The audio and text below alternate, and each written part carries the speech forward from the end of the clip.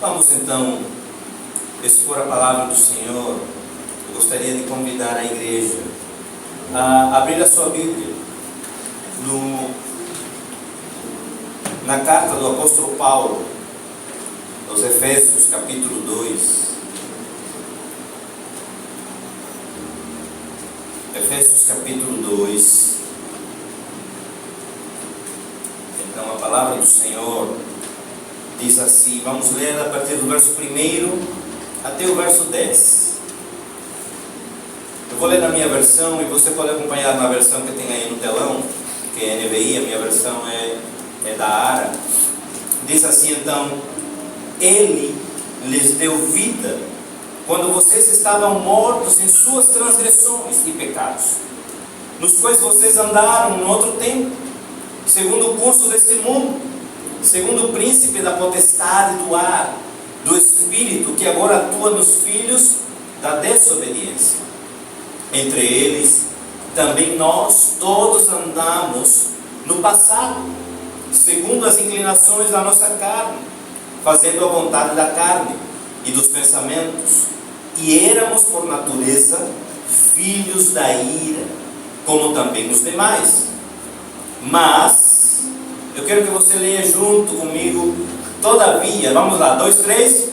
Todavia, Deus, por ser rico em misericórdia, por causa do grande amor com que nos amou, verso 5, deu-nos a vida com Cristo, quando ainda estávamos mortos nas transgressões. Pela graça, vocês são salvos. Olhe para seu irmão e diga assim: é pela graça. É pela graça. Verso 6. Deus nos ressuscitou com Cristo e com Ele nos assentou nas regiões celestiais em Cristo Jesus, para mostrar nas eras por vir a incomparável riqueza da sua graça, demonstrada na bondade para conosco em Cristo Jesus. Pois pela graça vocês são salvos, por meio da fé, e isso não vem de vós, é dom de Deus, não por obras, para que ninguém se glorie, porque fomos feitos por Deus, criados em Cristo Jesus, para boas obras, as quais Deus preparou previamente para que andássemos nelas. Amém, amados? Queria fazer uma introdução, como eu gosto sempre de fazer, para situar a igreja no contexto em que nós estamos falando. A igreja de Éfeso era uma igreja que foi fundada pelo apóstolo Paulo na sua terceira viagem missionária. Paulo, ele foi o apóstolo talvez que mais plantou igrejas, da igreja primitiva, e que mais viajou pelo mundo. E ele fundou essa igreja na sua terceira viagem missionária. Éfeso era uma cidade considerada para a época uma metrópole, porque contava com uma população de mais ou menos 300 mil pessoas. 300 mil pessoas. E essa era considerada a capital da Ásia Menor, certo? Éfeso era considerada a capital da Ásia Menor. Então, nós precisamos entender nesse contexto que Éfeso era uma cidade muito importante naquela época. Depois nós vamos colocar um mapa, não sei se dá para colocar. Ela era uma cidade bem localizada, inclusive depois de Éfeso foi que Paulo ele foi plantando, quantos lembram? As 7 igrejas do Apocalipse.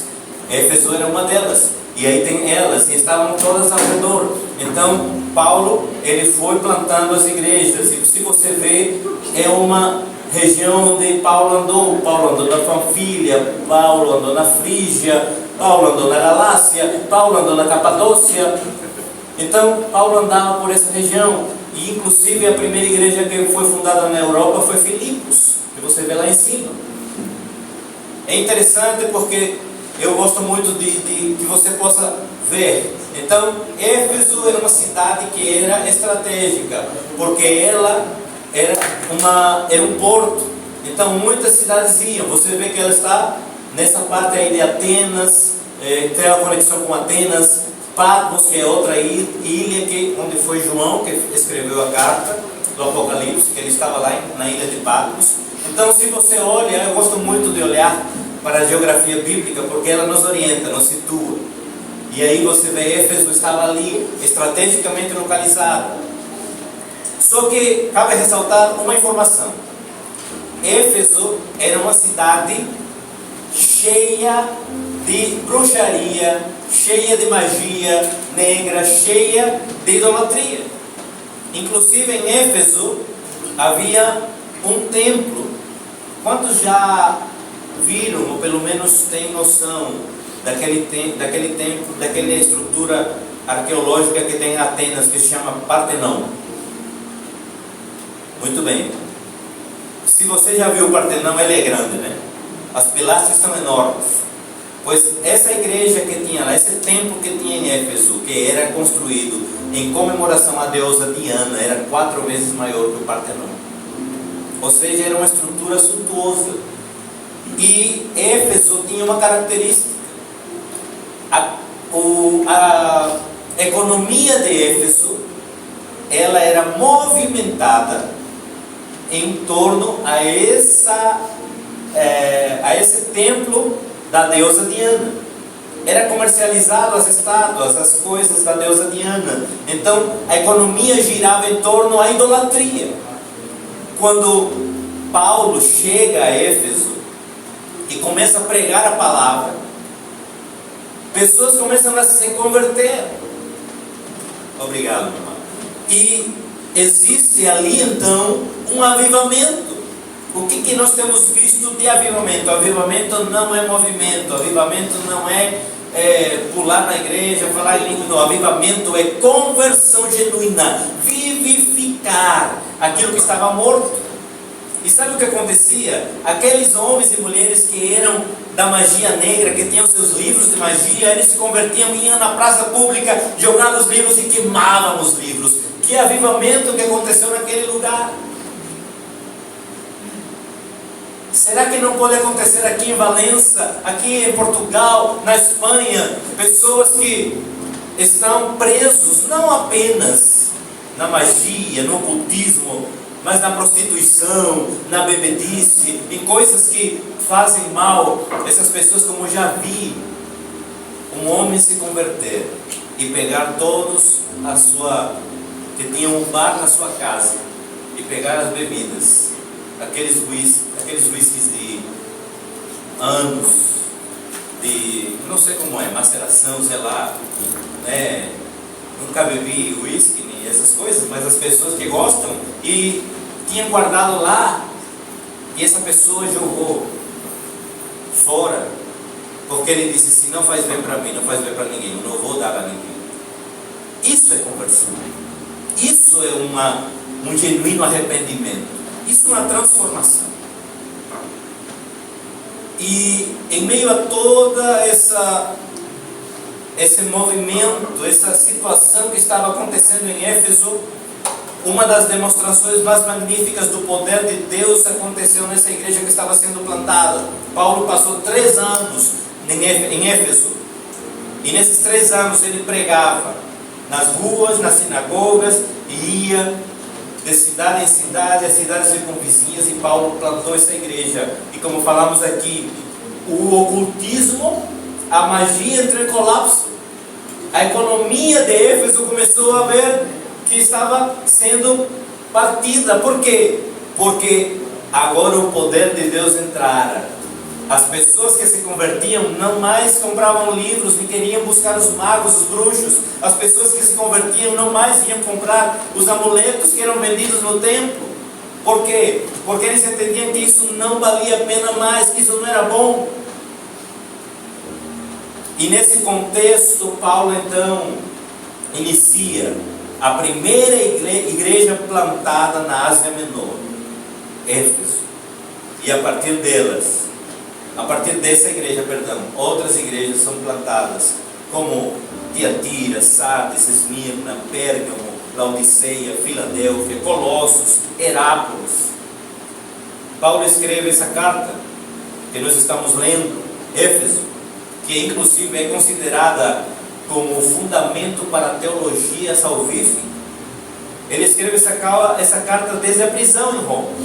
Ele estava preso, já naquele momento ele já estava preso, e ele escreve essa carta à igreja que fundou, para fundamentar a fé dessa igreja.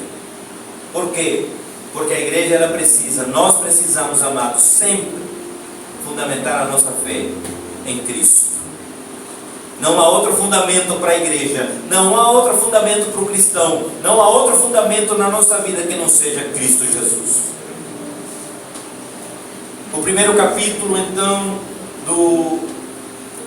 dessa carta, ela vai falar sobre a nossa filiação e sobre a nossa posição em Cristo. Nós vamos ver isso a partir do verso 3 ao 9. Olha o que diz no capítulo 1, verso 3 até o 9, diz assim: Bendito seja o Deus e Pai do nosso Senhor Jesus Cristo, que nos abençoou com todas as bênçãos espirituais nas regiões celestiais, em Cristo. Antes da fundação do mundo, Deus nos escolheu nele para sermos santos e irrepreensíveis diante dele em amor. Verso 5: Nos predestinou para ele, para sermos adotados como seus filhos, por meio de Jesus Cristo, segundo o propósito da sua vontade, para louvor da sua glória, de sua graça, da sua gloriosa graça, que ele nos concedeu gratuitamente no amado.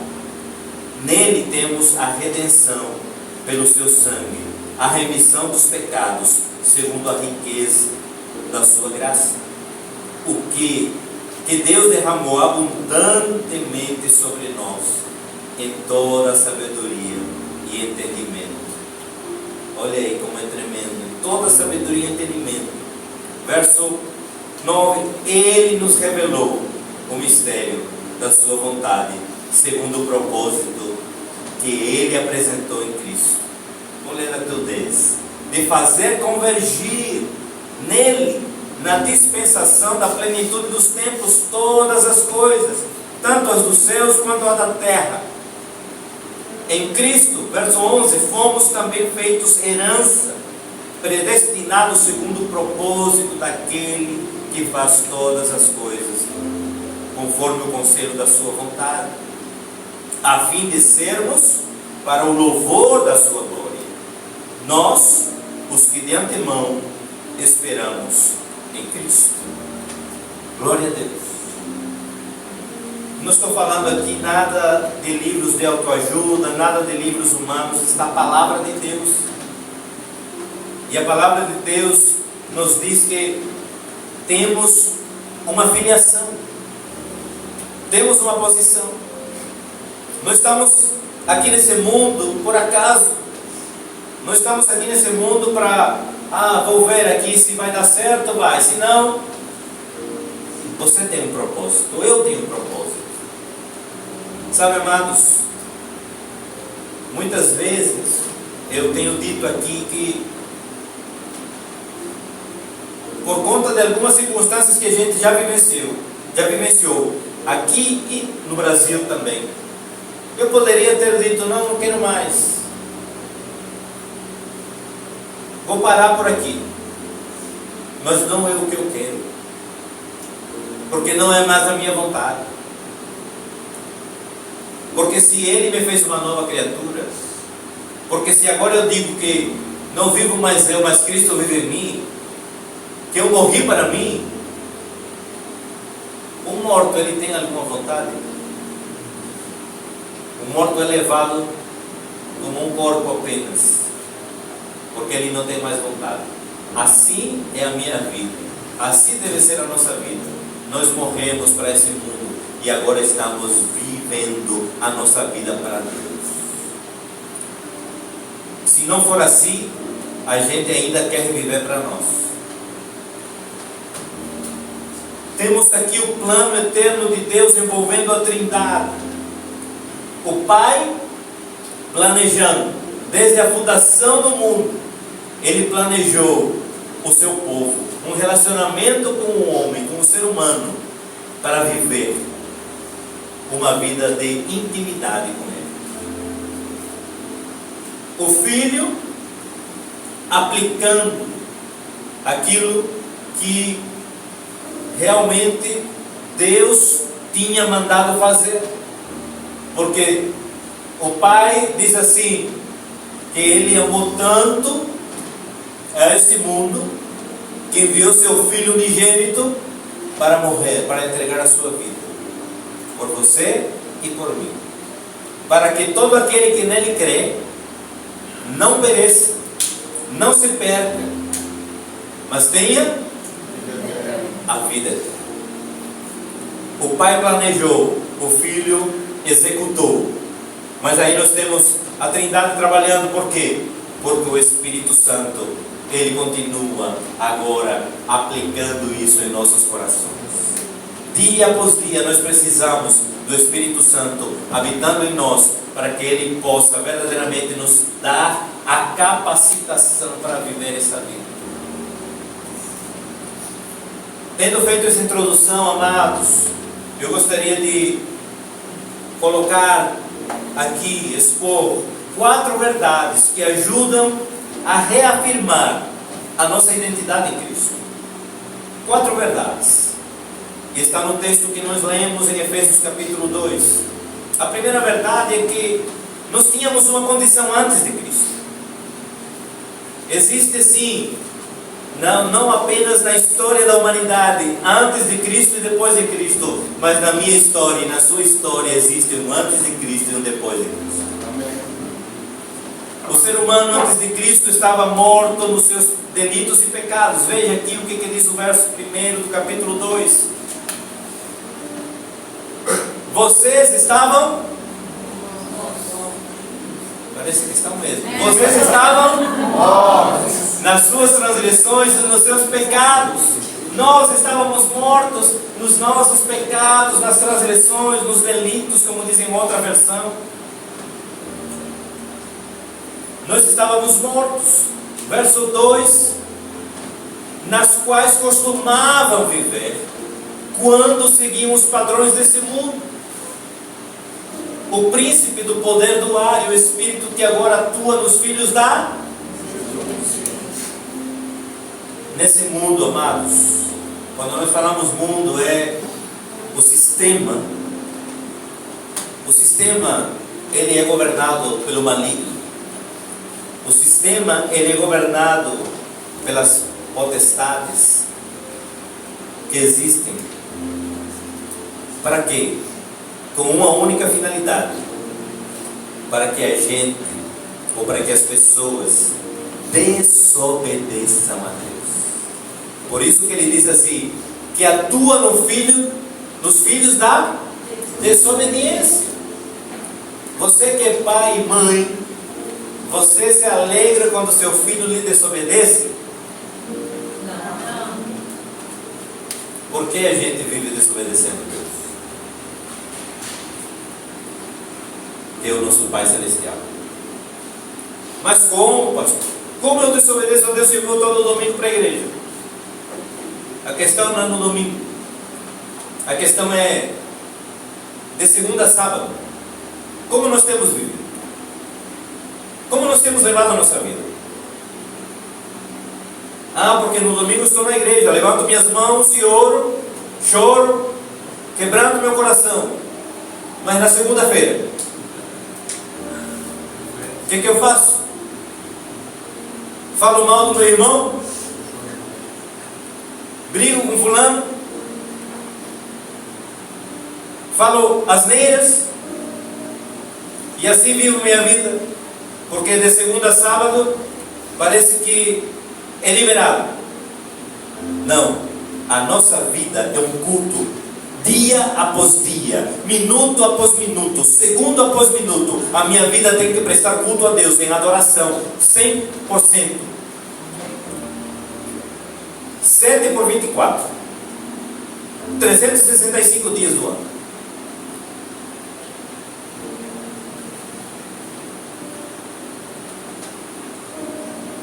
Podemos também ver que o pecado traz consigo o peso da desobediência, o qual o homem natural carrega.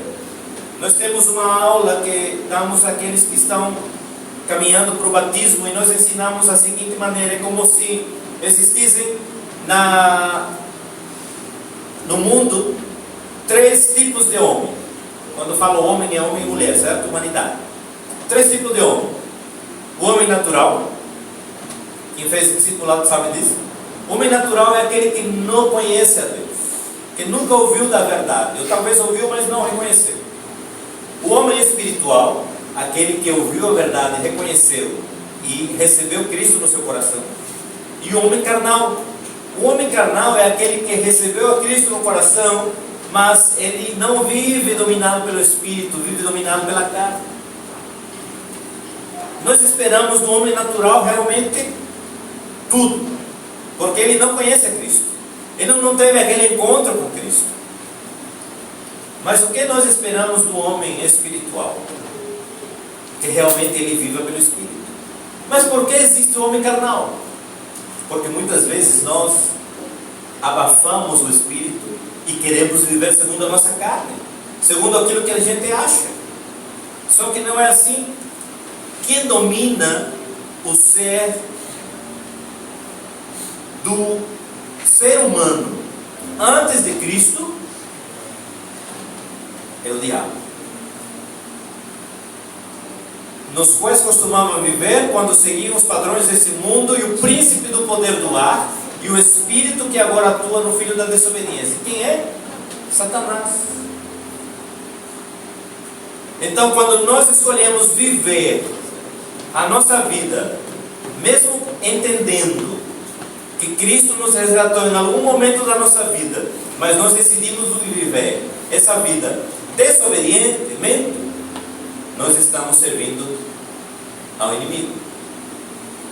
Nós precisamos ter muito cuidado com isso. E é por isso que nós temos dito aqui quase que todo domingo, porque essa é a minha responsabilidade. Dizer a você, meu amado, minha amada, não se engane. Estar aqui domingo de manhã, quarta-feira à tarde, à noite, ou limpando a igreja, ou fazendo isso, não quer dizer que você e eu temos a vida salva. Não, a nossa vida, ela vai ser salva realmente se a gente viver todos os dias de maneira digna, buscando a presença de Deus, ouvindo a sua voz, obedecendo os seus mandamentos e lendo, meditando e vivendo essa palavra. Muitas vezes eu me pergunto: Senhor, o que está acontecendo?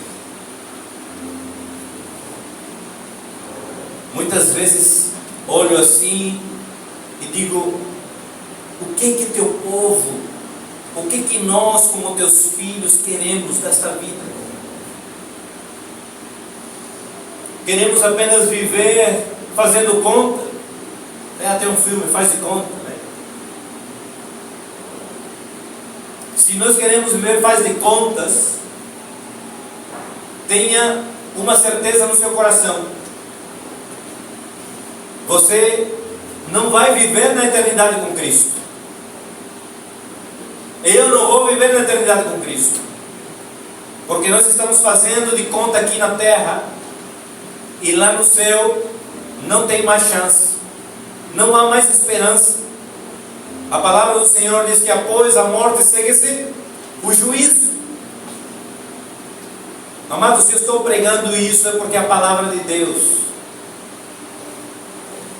Eu tenho esse encargo de poder pregar a palavra, não de iludir a igreja.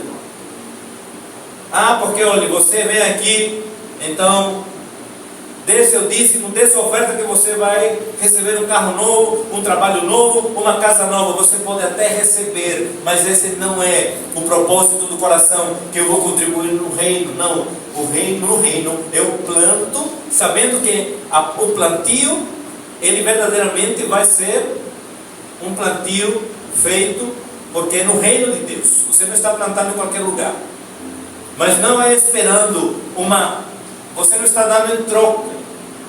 Você não vai esperar nada em troca. Você apenas dá em gratidão a Deus, porque Ele realmente é maravilhoso, porque Ele é tremendo. E aí segue realmente os textos que nós vamos ver. Porque o pecado ele nos destrói, porque o pecado nos faz morrer espiritualmente, porque o pecado nos distancia de Deus e do nosso propósito. Cada vez que nós pecamos, e não existe aqui, eu quero dizer a você, pecadinho e pecadão.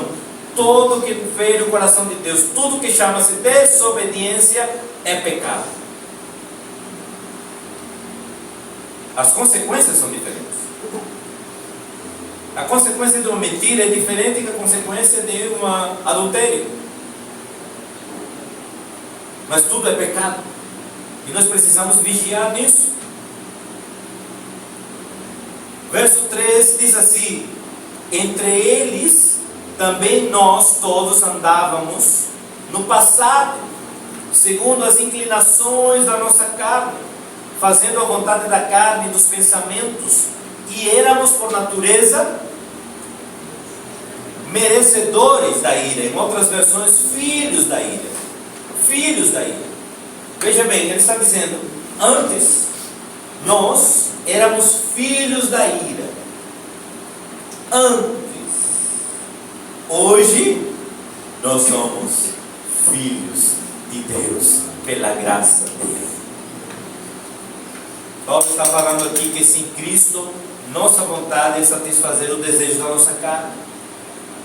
Sabe, depois você tem uma lição para casa. Leia Gálatas capítulo 5. Você vai ler todos os frutos que são da carne, mas depois continua, porque aí vem os frutos do Espírito. Quantos vão ler? Amém. Leia em casa. Leia em casa a palavra. Segundo ponto, segunda verdade, na verdade, né? Para ser, como o nome, eu esqueci agora. Para ser redundante. Trabalhar, Deus ele trabalha em nosso favor. Verso 4. Veja aqui como Deus é maravilhoso, amado. Eu queria que você, assim como nós lemos, possamos ler em alto e bom som, para que você entenda essa palavra, para que você viva essa palavra. 2, 3.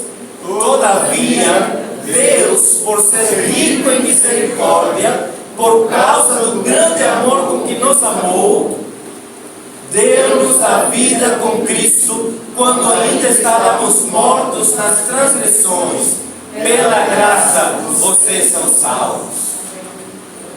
Veja que interessante. Agora nós vemos a segunda verdade, que é o trabalhar de Deus em nosso favor. Deus trabalha em nosso favor. A primeira informação que Paulo proporciona nessa carta, no verso 4, é que a misericórdia e o amor de Deus, eles estão derramados em nosso favor. Deus que é rico em misericórdia, por causa do grande amor com que nos amou, e estando nós mortos em nossas transgressões, nos deu vida juntamente com Cristo. Pela graça, vocês são salvos. Verso 6: juntamente com Ele nos ressuscitou e nos fez assentar nas regiões celestiais em Cristo Jesus.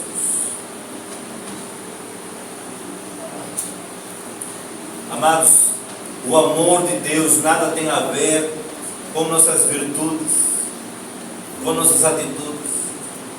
O amor de Deus não tem a ver com nossa performance. O amor de Deus não tem a ver nada em nós. Porque se tivesse alguma coisa a ver, estávamos fritos. Não temos como agradar o coração de Deus. Mas é a misericórdia, o amor e a graça que se manifestam.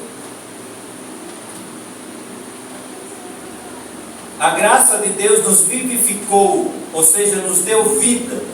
A nossa salvação não reforma o coração do homem. Não foi feito em nós apenas uma ajeitadinha aqui, ou como alguns gostam de fazer, uma gambiarra. Quem sabe o que é gambiarra? São gambiarreiros. Então, Deus ele não fez uma maquiagem na nossa vida. Não. Foi destruída uma antiga natureza para ser construída uma nova. Estamos nessa construção, dia após dia. Veja aí o que diz, versos 6 e 7. Juntamente com Ele nos ressuscitou e nos fez assentar nas regiões celestiais em Cristo Jesus. Verso 7. Deus fez isso para mostrar nos tempos vindouros a suprema riqueza da sua graça em bondade para conosco em Cristo Jesus. Você e eu somos herdeiros da graça de Deus. Você às vezes queria uma herança material, né? Eu queria, olha como seria feliz se tivesse 1 milhão de euros, né? Só que a riqueza da graça de Deus não se compara a bilhões de euros. Não pode se comparar. Nossa mente ainda é pequena, é mesquinha demais para entender uma graça tão rica que se renova todos os dias. E quando eu peco, quando eu falho, Ele renova a misericórdia. Só que nós vandalizamos essa graça e vivemos pecando, porque a graça se renova, porque a misericórdia se renova. Não é esse o propósito que Deus tem para nós. Deus quer dizer, igreja Ágape, viva essa graça de maneira responsável. Viva essa graça com responsabilidade. Valorize a graça e a misericórdia de Deus. Porque se bem é certo, hoje ainda temos, amanhã não sabemos. Porque depois da morte segue-se o juízo. Eu não sei se amanhã acordarei. Eu não sei se amanhã terei uma nova chance. Nenhum de nós sabe. Aliás, a única certeza que nós temos quando nascemos é que vamos morrer. A única certeza. E eu quero ser muito sincero com você. Não tenha medo da morte, porque a morte é apenas um princípio para que a gente possa estar em plenitude com nosso Pai celestial. A morte é apenas esse mundo que vai nos conectar ao nosso destino final. Essa precisa ser a nossa certeza. Ritos, religiosidades, sacrifícios, nada do que possamos fazer nesta terra podem nos dar vida. Somente o sangue de Jesus Cristo nos vivifica. Somente o sangue de Jesus Cristo nos lava. Somente o sangue de Jesus Cristo nos aproxima.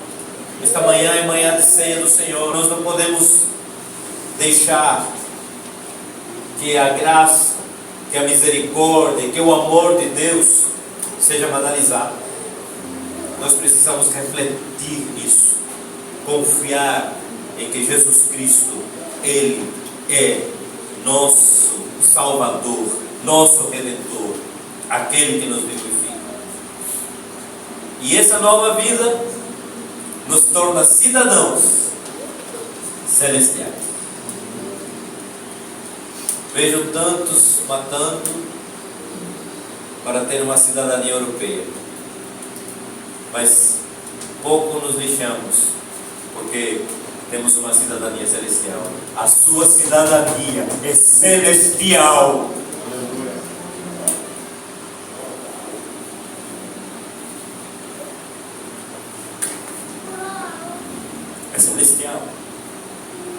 enquanto a gente corre nessa terra, como Salomão disse, tudo é vaidade.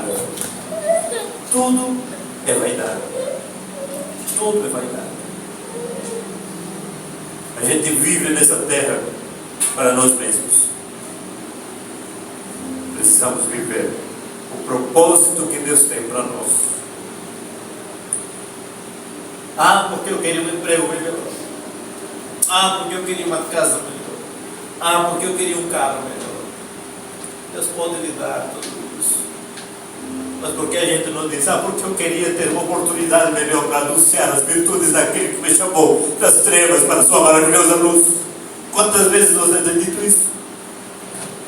Quantas vezes você tem dito, porque eu queria sofrer por amor de Cristo? Não há mais isso na igreja, porque vivemos em função do nosso próprio umbigo, para satisfazer as nossas necessidades e prazeres. Não foi para isso que Deus nos trouxe aqui. Sabe, amados, muitas vezes a gente olha para nós, para a nossa vida, e acha assim, não conquistei nada ainda. Ainda não conquistei nada. Mas se você ganhou uma vida para Jesus, você conquistou muito. Porque uma vida vale mais do que o mundo inteiro. O texto que Germano falou é verdadeiro. Tudo aqui vai ficar. Você não vai levar nada. Eu não vou levar nada. Absolutamente nada. É por isso que Salomão dizia, tudo é vaidade. Perdão, tudo é vaidade. Tudo é vaidade. Porque fica aqui. Porque eu sou pastor de uma grande igreja.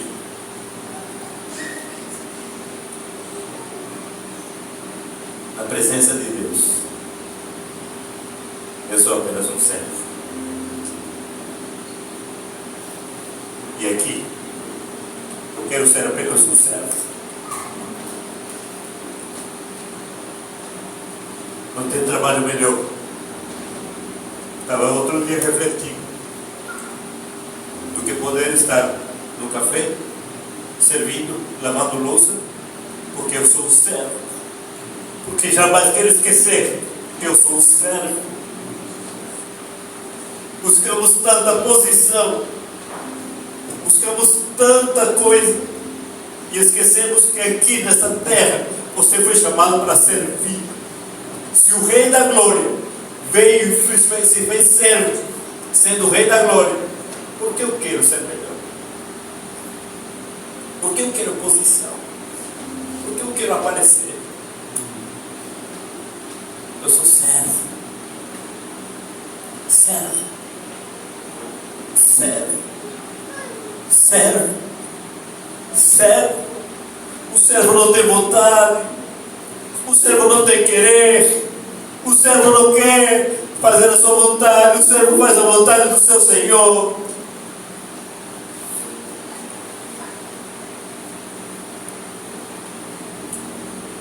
Igreja, vamos acordar. Vamos entender o nosso propósito. Vamos entender o nosso chamado. Você não veio a esta terra para ganhar dinheiro. Você não veio a esta terra para ser rico financeiramente. Você veio a esta terra para poder anunciar as virtudes daquele que nos chamou das trevas e nos transportou para o reino do seu Filho amado.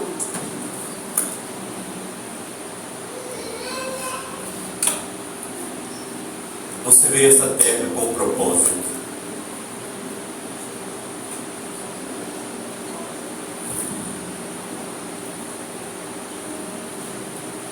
Terceiro ponto.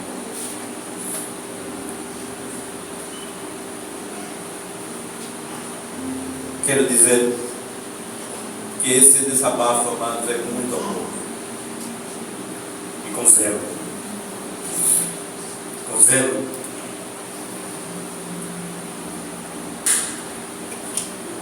Como de um pai com seu filho, para que ande no caminho reto, para que andemos no caminho correto. Versos 8 a 10.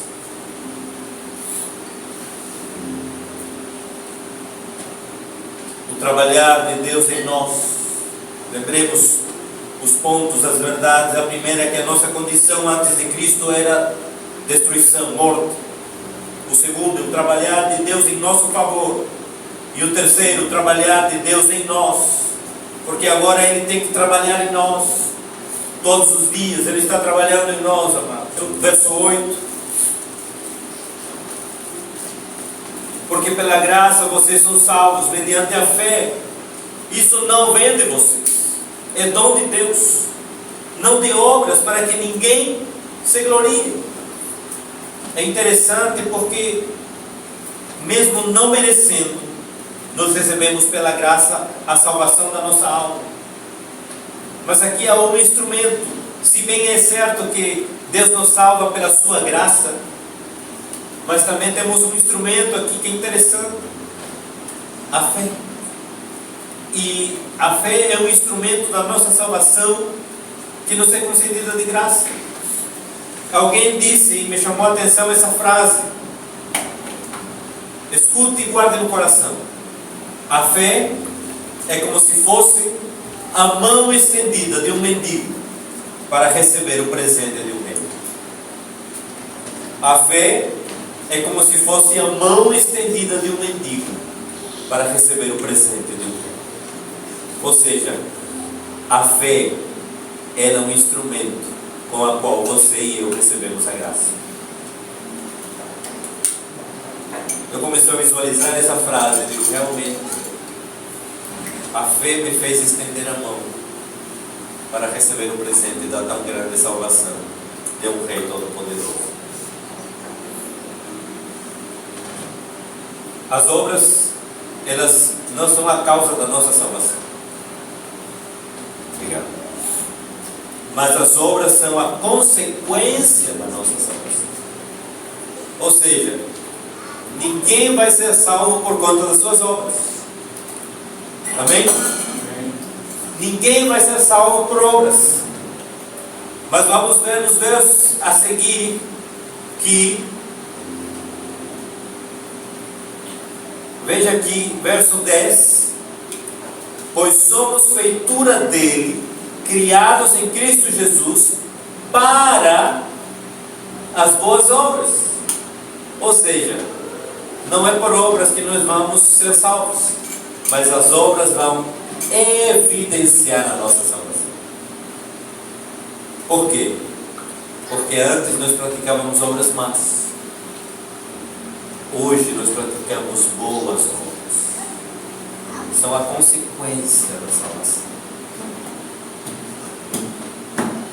Para correr, vou demorar muito. Verso 4, verso 10 ainda diz que essas obras, as quais de antemão Deus preparou para que andássemos nelas. E essa é a quarta verdade. A quarta verdade diz que nós somos feitura de Deus. Ou seja, Deus trabalha agora através de nós. Na língua original, que é no grego, esse feitura tem uma palavra que a conotação dele é poema. Eu estava vendo no original ao grego, e quando estava estudando um pouco sobre isso. É como se Deus nos dá a conotação de que Ele está escrevendo através de nós um poema para a humanidade. O poema da salvação. Então nós estamos ainda sendo escritos por Deus, dia após dia após dia. 2 Coríntios capítulo 3, verso 18, diz que nós estamos sendo transformados dia a dia, de glória em glória, para ser a imagem de Deus. Veja o que diz aí: assim todos nós, com uma face descoberta, contemplamos a glória do Senhor, estamos sendo transformados segundo a sua imagem, com glória cada vez maior, a qual vem do Senhor, que é o Espírito. E aí, enquanto estudava, me veio duas figuras. A primeira é que nós estamos sendo esculpidos, como se fôssemos uma peça de pedra que Deus está esculpindo a cada dia. Ele está talhando. Mas também me veio outra imagem que é bíblica, que Deus é como se fosse ourives, e nós somos uma peça de ouro bruta que precisa passar pelo fogo. Para quê? O fogo ele tira as impurezas. O fogo ele purifica o ouro, e o ouro vai sendo purificado através do fogo. E o ourives vai então lapidando, limpando o ouro. Mas o que me chamou a atenção quando estava vendo isso é que, não sei se você sabe dessa curiosidade, mas quando o ourives sabe que o ouro está pronto? Alguém sabe? Eu também não sabia. Não tem ouro. Quando ele olha a peça de ouro, e essa peça é como um espelho que reflete o rosto do ourives. Nós somos essa peça, e Deus olha para nós. E qual é o rosto que tem que refletir no mundo? Cristo. Cristo. Eu tenho refletido o rosto de Cristo nas pessoas. Eu sei que esse processo é duro, é doloroso, porque passar pelo fogo não é fácil, mas é necessário. E eu quero passar pelo fogo às vezes que seja necessário, porque eu não quero ser uma peça de ouro que não reflita o rosto de Cristo. Eu quero ser uma peça de ouro que está sendo transformada todos os dias para poder refletir o rosto de Cristo às pessoas, ao mundo que tanto precisa.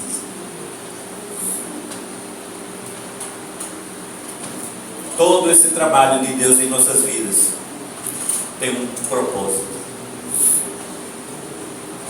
Pois somos feitura dele, verso 10, criados em Cristo para boas obras, as quais de antemão Deus já preparou para que andássemos nelas. Precisamos andar em Cristo Jesus. Precisamos andar nas boas obras. Precisamos andar na presença do Senhor. Feche seus olhos. Baixe sua cabeça.